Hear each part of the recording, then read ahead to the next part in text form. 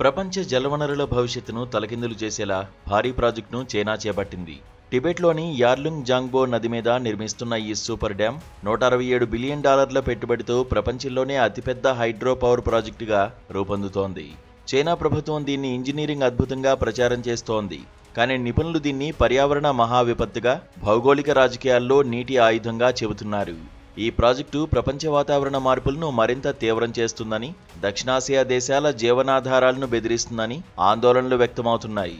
ఈ డ్యామ్ నిర్మాణం హిమాలయాల్లోని మెడాక్ కౌంటీలో భారత సరిహద్దుకు దగ్గరగా ఉన్న గ్రాండ్ కాన్యన్ వద్ద జరుగుతోంది. ఇక్కడ నది ఒక భారీ యూమలుపు తిరిగి అరుణాచల్ ప్రదేశ్లోని బ్రహ్మపుత్ర నదిగా ప్రవహిస్తోంది. చైనా ప్రధానమంత్రి లీ చియాంగ్ కొద్ది నెలల క్రితం ఈ ప్రాజెక్టుకు శంకుస్థాపన చేశారు.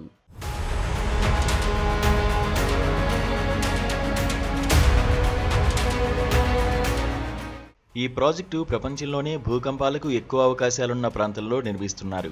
సైనిక దళాలు పెద్ద ఎత్తున మోహరించి ఉండే సరిహద్దు ప్రాంతానికి దగ్గరలో అది ఉంది. భారతదేశపు విశాలమైన అరుణాచల్ ప్రదేశ్ రాష్ట్రాన్ని చైనా దక్షిణ టిబెట్గా పరిగణిస్తోంది. నిర్మాణంలో బలహీనత వల్ల గాని, ఇతర కారణాలతో డ్యామ్ కుప్పకూలితే తీవ్ర నష్టం సంభవిస్తుంది. భారతదేశపు ఈశాన్య ప్రాంతంతో పాటు బంగ్లాదేశ్ విధ్వంసాన్ని చవిచూడాల్సి రావచ్చు. త్రీ గార్జెస్ డ్యామ్ కన్నా దాదాపు 3 ఎక్కువ విద్యుదుత్పాదనకు వీలుగా ఈ ప్రాజెక్టును రూపకల్పన చేశారు. ఈ ప్రాజెక్టుకు చైనా నేషనల్ పీపుల్స్ కాంగ్రెస్ 2021లో ఆమోదం తెలిపింది.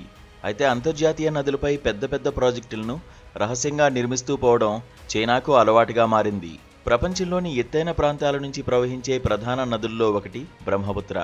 భారత్, బంగ్లాదేశ్ గుండా ప్రవహించే ఈ నది వ్యవసాయానికి, మత్స్య సంపదకు ఉపయోగకరంగా ఉంటోంది.